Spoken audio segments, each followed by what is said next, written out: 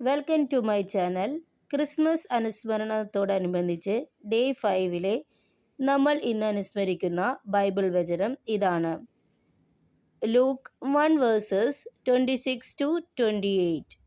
ലൂക്ക 1-26 മുതൽ 28 വരെയുള്ള വാക്യങ്ങൾ. God sees ordinary people like Mary and gives them extraordinary purpose. 6-ാം മാസം ഗബ്രിയേൽ ദൂതൻ ഗലീലിയയിൽ നസ്രത്ത് എന്ന പട്ടണത്തിൽ ദാവീദിന്റെ വംശത്തിൽപ്പെട്ട ജോസഫ് എന്നു പേരായ പുരുഷനുമായി വിവാഹ നിശ്ചയം ചെയ്തിരുന്ന കന്യകയുടെ അടുത്തേക്ക് ദൈവത്താൽ അയക്കപ്പെട്ടു. അവളുടെ പേര് മറിയം എന്നായിരുന്നു. ദൂതൻ അവളുടെ അടുത്ത് വന്ന് പറഞ്ഞു, ദൈവകൃപ നിറഞ്ഞവളെ സ്വസ്തി, കർത്താവ് നിന്നോടുകൂടി.